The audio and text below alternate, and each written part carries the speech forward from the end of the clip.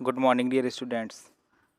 Class 10th की maths में quadratic equation को हम लोग स्टडी कर रहे थे। आज हम लोग एक इक्वेशन को सॉल्व करेंगे और इस इक्वेशन को हम लोग फैक्टराइजेशन मेथड और बाई क्वाड्रेटिक फार्मूला मीन्स दूसरे मेथड से भी सॉल्व करेंगे।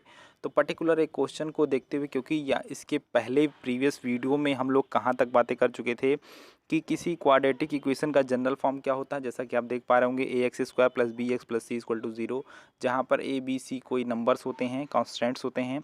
और ये फिर इसके सोल्यूशन के बारे में चर्चा हुई थी। तो इसके सोल्यूशन का 3 मेथड होता है, यानी हम इसके क्वेश्चन को, क्वाड्रेटिक इक्वेशन को 3 तरीके से सॉल्व कर सकते हैं। 3 मेथड्स हैं।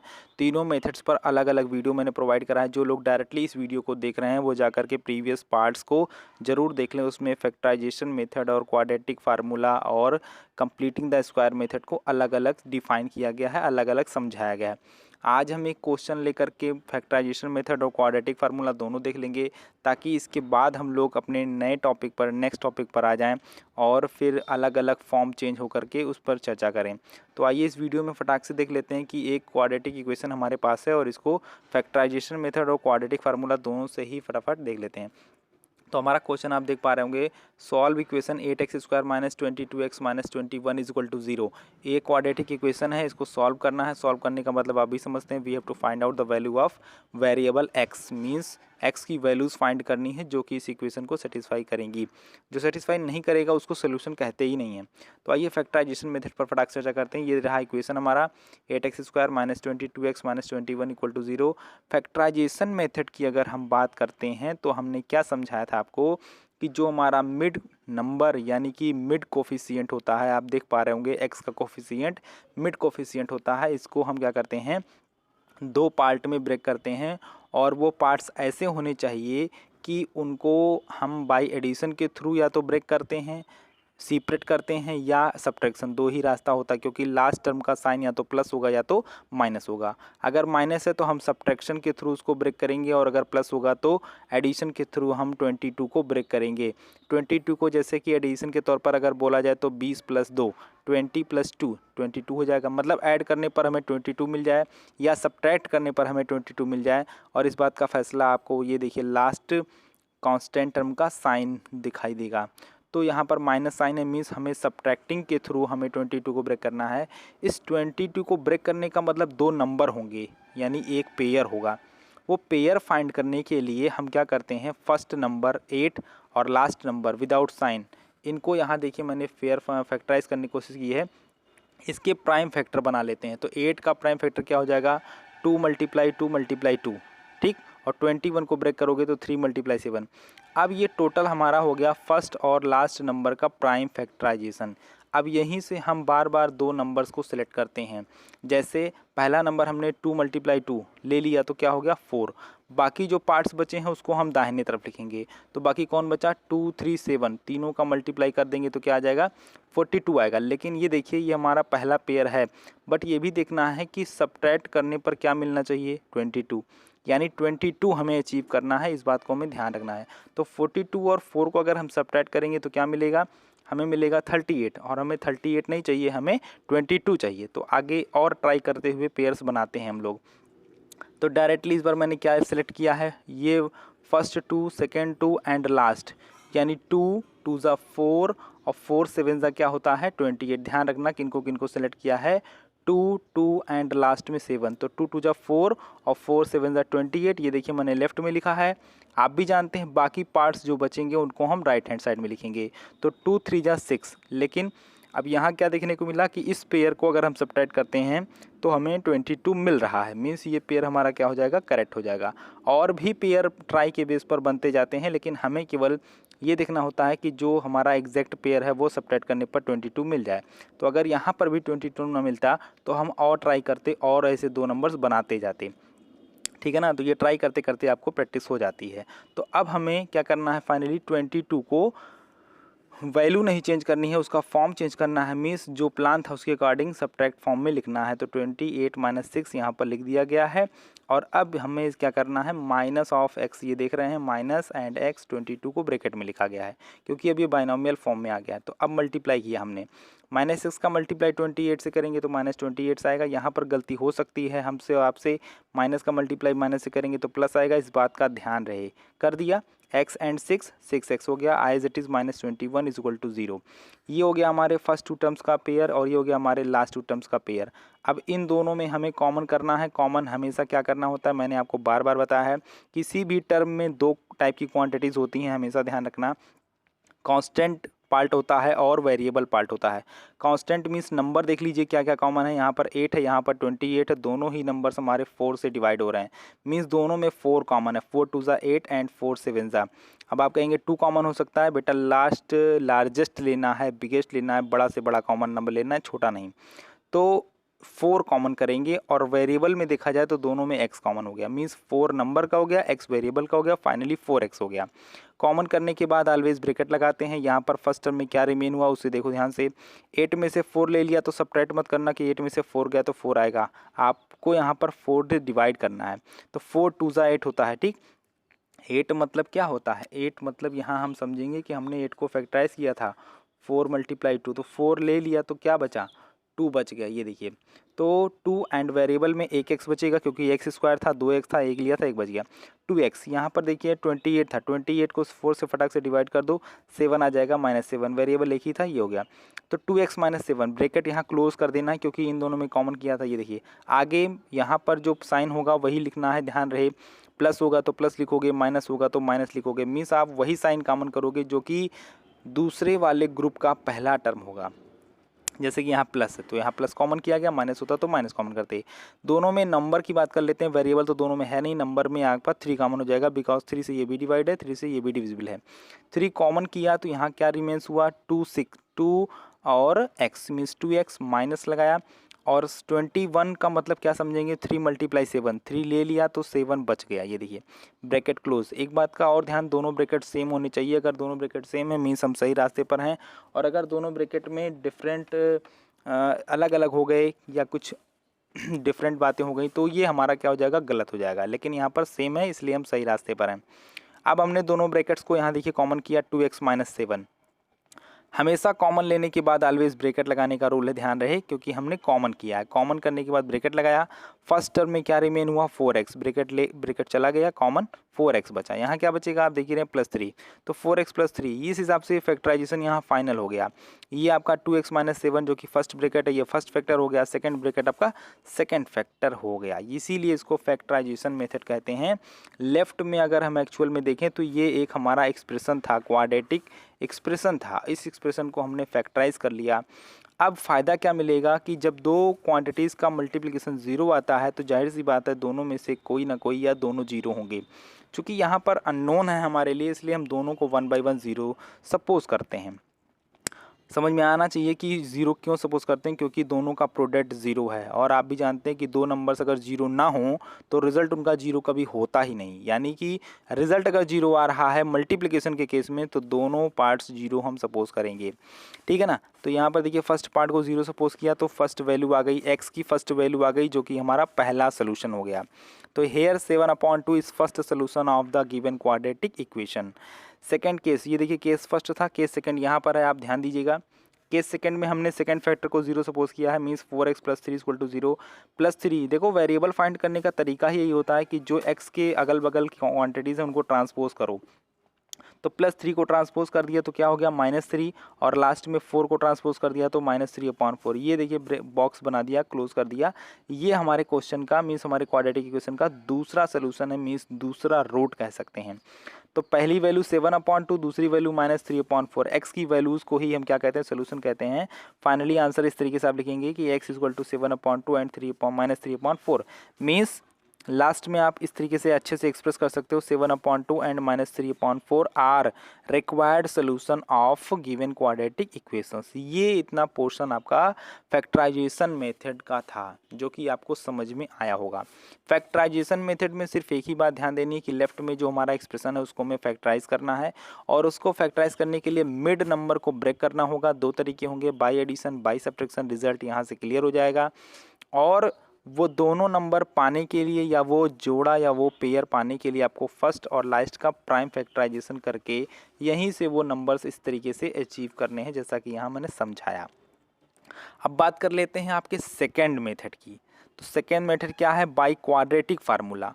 तो सबसे पहले मैं आपको यहाँ पर लिख चुका हूँ। देखिए क्वाड्रेटिक फार्मूला जब हम यूज़ करते हैं तो फार्मूला क्या था वो तो आपको पता होना चाहिए। तो ये देखिए क्वाड्रेटिक फार्मूला यहाँ पर मैंने लिखा है x is equal to minus b plus minus b square minus 4ac whole upon 2a। ये देखा आपने, ये मैंने बॉक्स में अभी भी क्लोज किया है। तो इस तरीके से ये जो फार्मूला है क्वाड्रेटिक फार्मूला है, इसका डेरिवेशन भी मैंने आपको प्रीवियस वीडियो में करके बताया है कि ये फार्मूला डिराइव कैसे हुआ है, वो भी मैंने बताया है। अगर आपने नहीं देखा तो आप प्रीवियस वीडियो में देख सकते हो। तो क्वाड्रेटिक फार्मूले की रिक्वायरमेंट होती है कि ए बी सी की वैल्यूज़ क्लियर कर लीजिए पहले। तो फिर से देखिए मैंने यहाँ से क्वेश्चन को स्टार्ट किया है सेकेंड मेथड क्वाड्रेटिक फार्मूला। तो 8x square minus 22x minus 21 equal to 0, यही हमारा क्वाड्रेटिक इक्वेशन है जिसको हमें सॉल्व करना है, लेकिन मेथड हमने चेंज कर दिया क्वाड्रेटिक फार्मूला। तो क्वाड्रेटिक फार्मूले के लिए मैंने पहले ही बताया कि फार्मूला आपके सामने ये है और इसी को हम क्वाड्रेटिक फार्मूला कहते हैं, श्रीधराचार्य सूत्र, जिसके लिए आपको ए बी सी की वैल्यू क्लियर होनी चाहिए। तो ए बी सी कौन है, जरा यहाँ जनरल फॉर्म देखिए। जनरल फॉर्म होता है a x square plus b x plus c, मतलब पहला कांस्टेंट या पहला कोफिशिएंट जो है वही हमारा स्मॉल ए होता है, सेकंड कोफिशिएंट हमारा बी होता है, थर्ड कोफिशिएंट यानी third term last constant term को हम सी कहते हैं।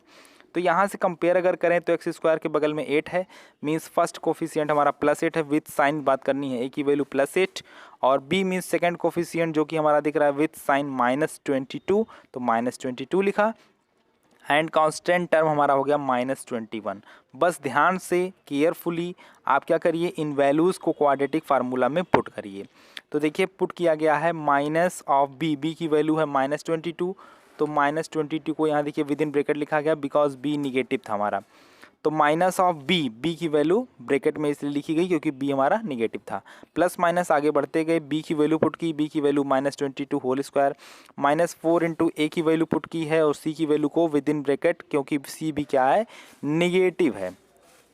अब केवल सिंप्लीफिकेशन की बातें हैं, माइनस माइनस प्लस हो गया, और 22 का स्क्वायर देखिए यहाँ पर कहीं किया था मैंने, ये 444, ये सब रफ वर्क आपको बीच बीच में दिखाई पड़ेंगे।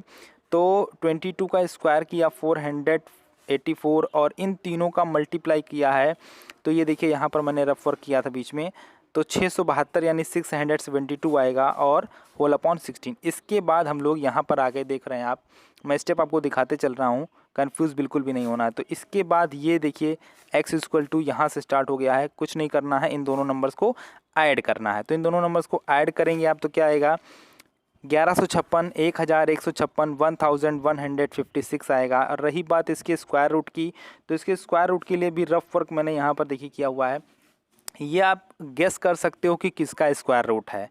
स्क्वायर रूट को जानने के लिए थोड़ा सा आपको मेहनत करनी है, बाकी बहुत इजी होता है ये। जैसे आप देख रहे हैं ये 1000 से बड़ा है। अब आप ज़रा 1000 के नियरेस्ट पर जाइए कि कौन हमारा नंबर होता है। तो मैंने ध्यान लगाया तो 30 का स्क्वायर यानी 30 का स्क्वायर की अगर बात करें तो 900 होता है।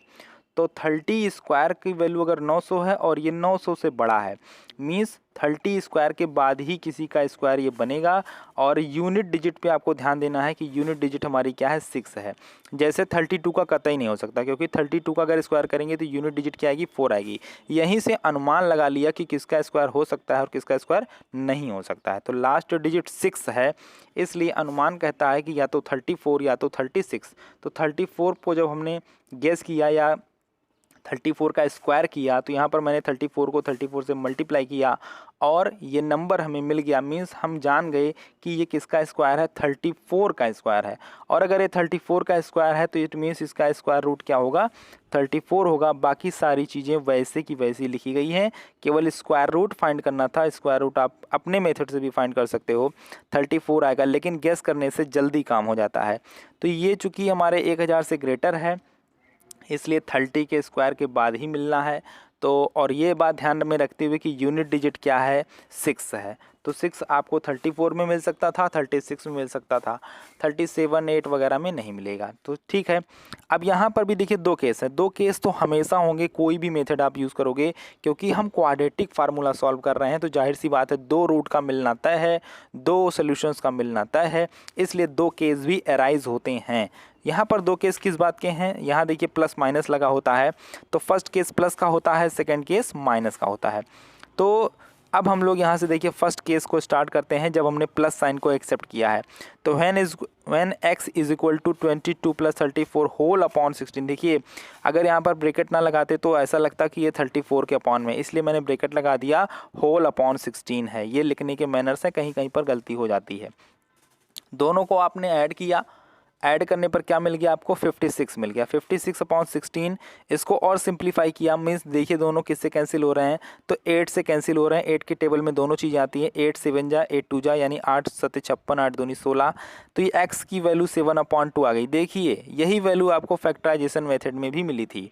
यही तो मैथ्स की अच्छाई है, मेथड चेंज कर दीजिए कोई भी, बट आंसर अगर कोई है 7/2 तो 7/2 ही आना है, ठीक है ना। दूसरा केस माइनस वाला लेना है, तो आइए दूसरा केस देख लेते हैं माइनस वाला। माइनस केस लेकर के हमने सॉल्व किया तो x इक्वल टू क्या आएगा, 22 माइनस 32 होल अपॉन 16, ये देखिए लिखा हुआ है। और 22 में से 34 को सब्ट्रैक्ट करेंगे तो 12 आएगा, लेकिन नेगेटिव आएगा क्योंकि 34 ग्रेटर है, ग्रेटर साइन ग्रेटर टर्म का ही सिंबल लगता है। इसको फिर से हमने कैंसिल किया, किससे, 4 से कैंसिल किया, 4 से दोनों ही कैंसिल हो रहे थे, 4 3 जा एंड 4 4 जा, तो फाइनली -3/4।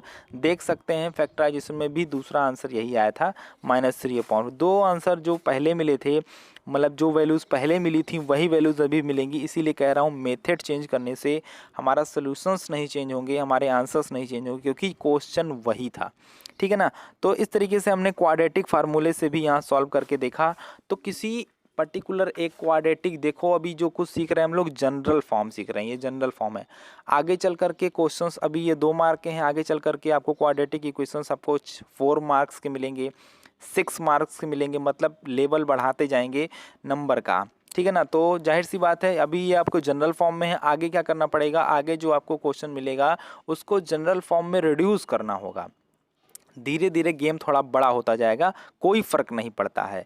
अभी आपने जो है जनरल फॉर्म के क्वेश्चंस को सॉल्व करना, पहले तो यही सीखना पड़ेगा, इसको सीखने के बाद तब हम आगे बढ़ते हैं। तो मैंने पर्टिकुलर एक क्वेश्चन को लेकर के आपको दोनों ही मेथड से सॉल्व करके दिखा दिया। अब इसके बाद हम लोग जो है अपना नेक्स्ट टॉपिक जो होगा, यानी नेक्स्ट टाइप जो होगा, क्वाड्रेटिक इक्वेशन का फॉर्म केवल चेंज होगा बार बार, बाकी जनरल तो लाना ही पड़ेगा। जनरल में लाने के बाद आप चाहे क्वाड्रेटिक फार्मूला यूज़ कर लो, ये वाला मेथड, या आप फैक्टराइजेशन मेथड, जो आपको पसंद होगा, जो आपको इजी लगेगा वो आप कर लेना। बट बोर्ड एग्जाम में जब आएगा लिख करके पर्सनली कि by quadratic formula, by factorisation method, तो आपको वही करना पड़ेगा। इसलिए मेथड तो सारे सीख लीजिए, बाकी जब छूट हो, फ्री हैं आप, तो आपको जो इजी लगे वो यूज़ कर लीजिएगा। तो इस तरीके से ये वीडियो कंप्लीट होता है, एक पर्टिकुलर क्वेश्चन लेकर के, एक जनरल फॉर्म का क्वेश्चन लेकर के। फिर से मैंने आज आपको फैक्टराइजेशन और क्वाड्रेटिक फार्मूला से क्वेश्चन करके दिखा दिया है। मेथड चेंज करने से आंसर चेंज नहीं होंगे, ये आपने देखा है, इसलिए दोनों मेथड्स हमें आना चाहिए, दोनों मेथड्स हमें होना चाहिए क्लियर। तो अब हम लोग नेक्स्ट वीडियो में क्या देखेंगे कि हमारे क्वाड्रेटिक इक्वेशन के जो आगे लेवल वाले क्वेश्चंस होंगे, मीन्स 4 नंबर और 6 नंबर वाले क्वेश्चंस होंगे, वहाँ पर क्या करना होगा, अलग अलग टाइप के क्वेश्चंस होंगे, वो सारी बातें आप नेक्स्ट वीडियो में ही समझ पाओगे और देख पाओगे। अभी तक के लिए इतना ही। क्वाड्रेटिक इक्वेशन का जनरल फॉर्म कहीं भी आपको लिखा हुआ मिले, चाहे वो NCERT की बात हो या कोई भी बुक की बात हो, उसको आप सॉल्व करिए, और ना आए तो कमेंट बॉक्स में बताइए, या व्हाट्सएप से अगर जुड़े हैं तो व्हाट्सएप से बता दीजिए। तो इस वीडियो में इतना ही, बाकी क्वेश्चंस पर चर्चा करने के लिए हम आपसे नेक्स्ट वीडियो में बात करेंगे। और लास्ट में एक बार फिर कह देता हूं, जो लोग इस वीडियो को डायरेक्टली देख रहे हैं वो क्वाड्रेटिक इक्वेशन के प्रीवियस सारे पार्ट्स को देख लें, तो आपको बहुत इजी लगने लगेगा, और जिन्होंने देखा है वो आगे वाले वीडियो का इंतज़ार करें। Thank you so much.